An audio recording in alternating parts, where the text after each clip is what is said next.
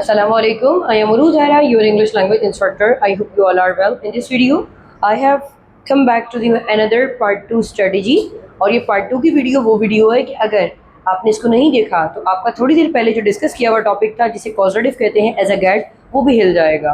आपके पास चाहे जहन में कोई सवाल आए या ना आए, लेकिन ये टॉपिक आपके लिए खासा इंपॉर्टेंट है। आइए हम इसे साथ ही साथ डिस्कस भी कर लेते हैं और आपके सवालों के जवाब भी रेडी कर लेते हैं। सवाल ये था कि जब हमने गेट को एज अ कॉजेटिव डिस्कस किया तो वहाँ पर ये सवाल आ सकता था कि मैंने किसी से कोई काम करवाया, ये मैं किसी से कोई काम करवाता हूँ या मैं किसी से कोई काम करवाऊँगा। जैसे कि बर्थडे की अरेंजमेंट मैं करवाता हूँ, करवाई थी या करवाऊँगा। जुमले में नाउन अपनी जगह क्यों रिप्लेसमेंट कर रहा है। हमने यहाँ पर एक बात देखी थी कि इंग्लिश का तो फॉर्मेट ही ये था कि SVO आता है, तो हमने देखा आई, इसके बाद वर्ब में यहाँ पर गेट आ गया। तो मैं यहाँ पर ये क्यों नहीं कह रही आई गेट वॉश्ड कार। एक सवाल आ रहा है मेरा, अगर आप इस पैरामीटर से भी देखेंगे तो ये जुमला वैसे भी वॉइड है, यानी सही नहीं है, क्योंकि ऑब्जेक्ट की ज़रूरत होती है इस पैरामीटर से भी। आई गेट, गेट यहाँ पर एज अ वर्ब आ गया, वो भी एक्शन वर्ब। कहा गया कि मैं कार धुलवाती हूँ, आई गेट द कार, तो हमें ऑब्जेक्ट मेरा कौन आ गया, कार। गेट कौन है, verb, and this one is my subject. Subject verb and object. इसके बाद जो एडिशनल वर्ब आ रहा है वो हमारे पास एंड में आ रहा है, क्योंकि सीक्वेंस तो ख़राब नहीं करेंगे SVO की। I get the car washed, मैं कार धुलवाता हूँ। I get the car washed, मैं कार धुलवाता हूँ। ऐसे ही हम पास्ट की बात कर लेंगे, आई गॉट द कार वॉश्ड। तो आपके पहले सवाल का जवाब यहाँ पर क्लियर हुआ कि सब्जेक्ट वर्ब ऑब्जेक्ट इस सेंटेंस को भी फॉलो कर रहा है, यहाँ कोई violation of the sentence sequence नहीं हो रही। आगे बढ़ते हैं ज़रा।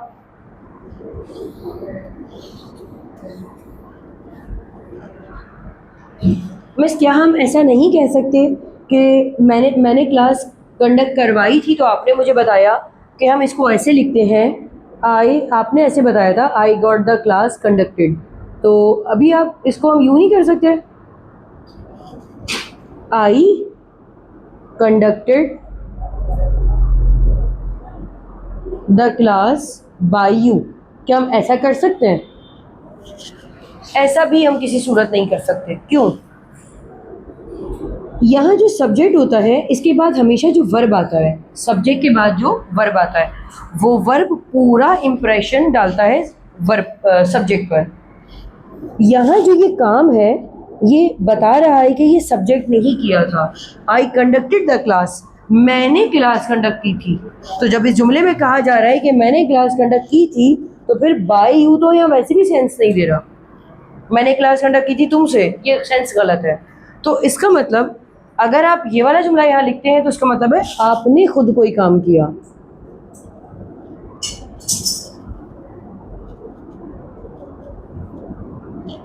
क्योंकि जैसे कि अगर कहा जाता है कि मैंने पानी पिया, तो पास्ट क्या हो जाता है, आई ड्रिंक वाटर। अगर मैं सेंटेंस में कहूँ आई ड्रिंक वाटर, तो ये कि मैंने पिया था, तो इसमें आप तो नहीं आ रहा है। इसका मतलब सब्जेक्ट के बाद जो वर्ब आता है वो हमेशा आपका रिप्रेजेंटेटिव होता है, वो आपको रिप्रेजेंट करता है। तो कुछ ऐसे ही एग्जाम्पल्स मैंने यहाँ पर क्लियर करने की कोशिश की है, आइए से देखते हैं ज़रा।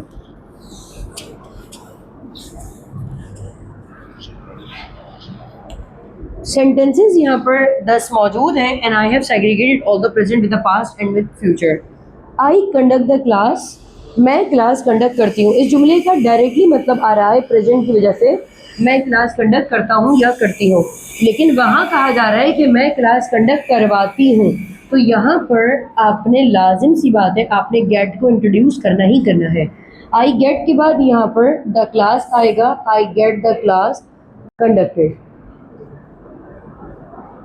क्योंकि ये वाली क्लास मेरी ऑन कैंपस एंड ऑनलाइन दोनों स्टूडेंट के साथ है, तो आप सब पार्टिसिपेट कर सकते हैं। आइए देखते हैं।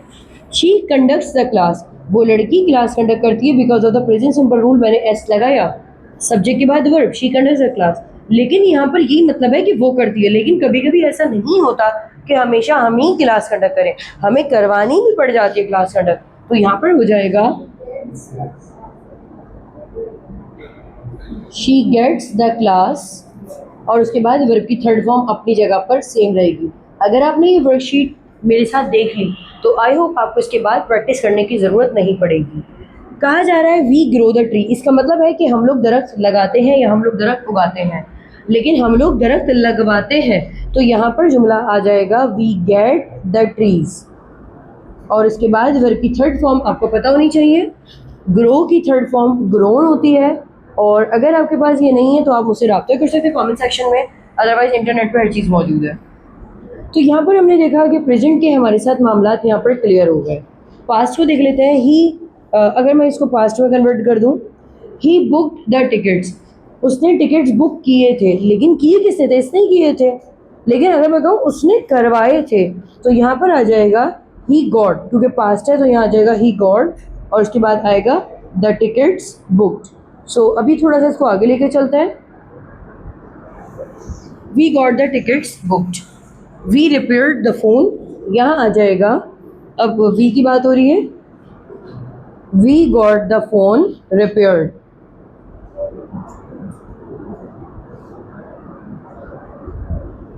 बिल्कुल ऐसे ही है, ही इंस्टॉल्ड एसी, क्योंकि उसने खुद किया था, लेकिन कह रहे हैं यहाँ करवाया था, तो ही गॉट द एसी और यहाँ पर आ जाएगा एंड में installed, he got the AC installed.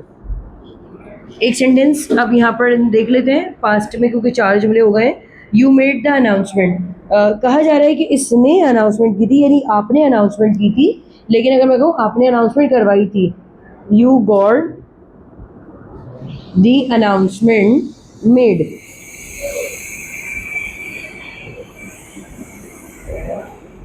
आपके पास यहाँ पास्ट का मामला क्लियर हुआ।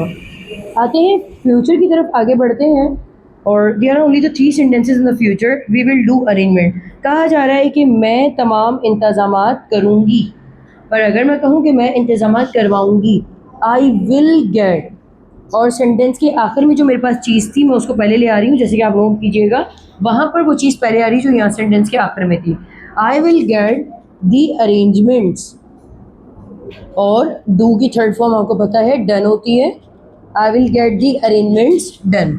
बिल्कुल ऐसे ही है, he will dry the clothes. तो अब इसका मुझे आप दोनों मुझे बताएंगे। और एक और सेंटेंस है, you will publish the book. तो इनके आप मुझे कमेंट करके ज़रूर बताइएगा। और स्टिल अगर आपका कोई सवाल है तो मुझसे पूछ लीजिएगा। I hope part 1 and part 2 दोनों लेक्चर आपको समझ आए। इसके साथ ही अपना ख्याल रखें। मुझे इजाज़त दें, आपसे फिर मुलाकात होगी। अल्लाह हाफ़िज़।